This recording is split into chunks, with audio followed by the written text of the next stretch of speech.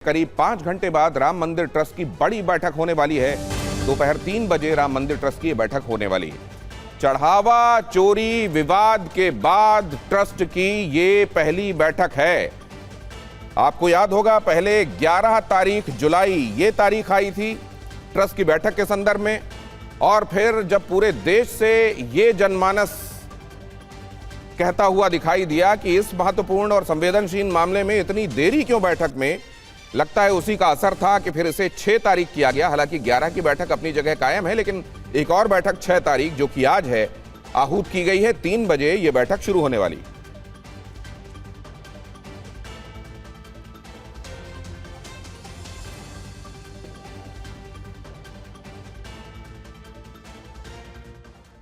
और ट्रस्ट की अहम बैठक से पहले गोपाल राव ने क्या कहा है आप जानते हैं। अनिल मिश्रा, चंपत राय और गोपाल राव, ये 3 किरदार बहुत महत्वपूर्ण माने गए हैं इस मामले में। गोपाल राव ने क्या कहा, जरा वो सुनिए।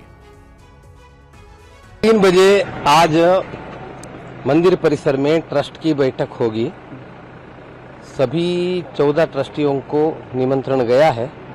मैं उम्मीद है सभी लोग भाग तो गोविंद देव महाराज जी सबको आमंत्रित किया है। हाँ जी। राम मंदिर ट्रस्ट को लेकर ये एक और बड़ी खबर मैं आपको बता रहा हूं। महासचिव चंपत राय और अनिल मिश्रा के इस्तीफे आज हो सकते हैं स्वीकार। ट्रस्ट के नेतृत्व में बदलाव पर लग सकती है मुहर। बजरंग लाल बागड़ा महासचिव पद की रेस में आगे बताए जा रहे हैं।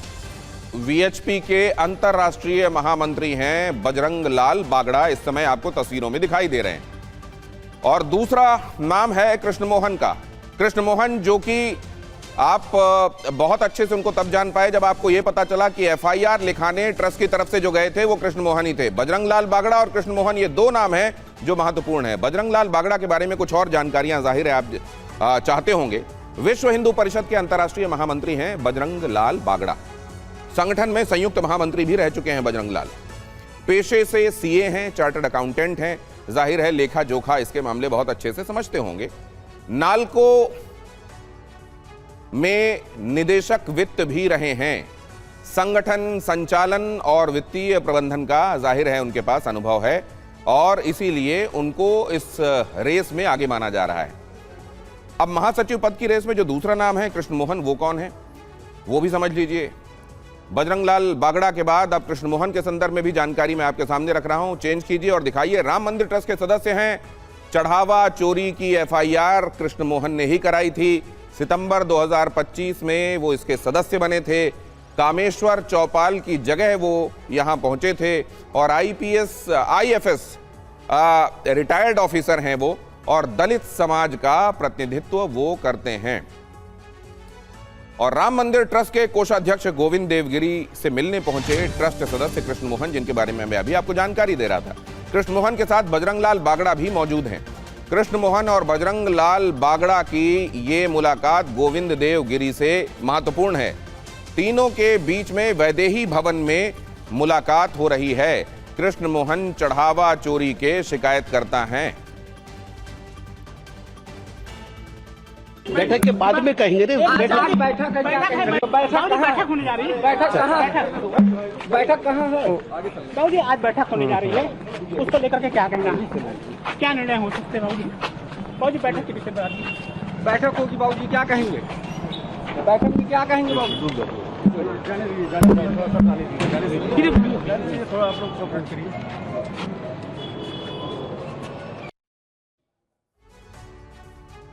तो ये मुलाकातें जो उससे पहले कि आज ट्रस्ट की बैठक होने वाली है, बजरंग लाल बागड़ा और कृष्ण मोहन की मुलाकात गोविंद देवगिरी से। गोविंद देवगिरी ने इससे पहले कि ट्रस्ट की बैठक हो, सवाल बहुत दिनों से उठ रहे थे कि गोविंद देवगिरी जो कोषाध्यक्ष हैं उनकी तरफ से कोई स्पष्टीकरण क्यों नहीं आया। उन्होंने लिखित स्पष्टीकरण दिया। उन्होंने ये बताया कि वो कथा के संदर्भ में अक्सर बाहर रहते हैं, लेकिन राम मंदिर के कोष से 1 रुपया भी उन्होंने नहीं लिया है। जाहिर है ये बहुत बड़ा बयान उनकी तरफ से है।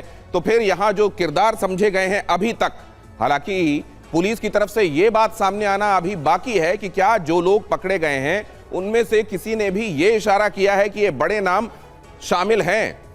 लेकिन उससे पहले उत्तर प्रदेश के उप मुख्यमंत्री ब्रजेश पाठक के संदर्भ में क्या कह रहे हैं वो देख लीजिए, उसके बाद चर्चा आगे बढ़ाते हैं। भूमाफिया बताते थे प्रभु श्री राम के मंदिर का जब निर्माण हो रहा था, और प्रभु श्री राम को लेकर के जिस ढंग से इन्होंने टिप्पणियां की हैं, प्रभु श्री राम इन्हें कभी माफ नहीं करेंगे। एक मैं वीडियो देख रहा था समाजवादी पार्टी का, समाजवादी पार्टी के प्रभु राम लला अयोध्या धाम से चले गए। यही तो शुरू से कहते रहे हैं, हमेशा प्रभु श्री राम के खिलाफ अनर्गल टिप्पणी करके सनातन संस्कृति को बदनाम करने की साजिश रचते रहे हैं। मैं फिर आज दोहराता हूं कि समाजवादी पार्टी कांग्रेस को पूछना चाहिए उन लोगों से कि बाबरी मस्जिद का जो चंदा एकत्र हुआ था वो कहां चला गया। जो हमारे अखबारों में समय समय पर इस प्रकार की खबरें आती हैं कि मदरसों के लिए जो फंडिंग हो रही है कहां से हो रही है, जो वक्त में घोटाले हो रहे हैं उस पर क्यों नहीं बोल रहे हैं। जबान सिली हुई है समाजवादी पार्टी की। समाजवादी पार्टी को अपने गिरबान में झांकना चाहिए और सनातन संस्कृति को बदनाम करने की साजिश करने का पूरी तरह से जो इन्होंने प्रयास किया है उसको हिंदुस्तान कभी स्वीकार नहीं करेगा और इनको समय पर इसका जवाब मिलेगा। समाजवादी पार्टी कांग्रेस का गठजोड़ हमेशा मुस्लिम तुष्टीकरण की पॉलिटिक्स करता रहा है और समाजवादी पार्टी कांग्रेस को इसका खामियाजा भुगतना पड़ेगा। फौरन काउंटर लेना जरूरी है। भुवन भास्कर जोशी यहां मौजूद हैं। आपकी विसिल सेलेक्टिवली बजती है, मंदिर के मामले में तो बज रही है, लेकिन वक्फ में जहां घोटाले हो रहे हैं या मस्जिद बनाने के लिए जो चंदा आया था उसका क्या हुआ, इस तरफ आपने कभी नहीं ध्यान दिया। देखिए, देश और प्रदेश क्या समझ रहा है, देश और प्रदेश ये समझ रहा है कि जब भारतीय जनता पार्टी के बृजभूषण सिंह से लेकर विनय कटियार और जो पर्ची वाले बाबा जो सबके पर्ची निकाल देते हैं, वो तो कह रहे हैं कि बड़ी मछलियां हैं साहब, हमारा ही जीवन कष्ट में आ जाएगा।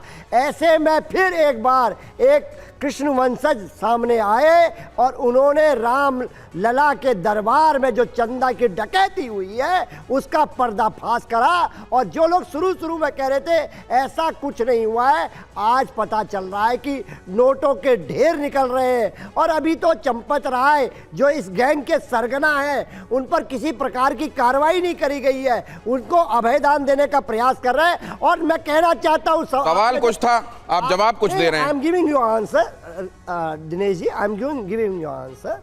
मैं आपको बताना चाहता हूं जो विषय आपने जो आप ये मैं अगर आप चाहते हैं कि आपके बारे में उन्होंने हिंदी में पूछा था, आई एम गिविंग यू आंसर। अगर आप चाहते जवाब दीजिए ना, आप जवाब दीजिए। इंटरप्ट करें तो मैं आपको इंटरप्ट कर। अरे मैं आपको बता, कोई धमकी नहीं चलती यहाँ पर, ये समझ लेना। नहीं, मैं आपको बोल रहा हूँ कि आप जरा अपनी उम्र का लिहाज करिए।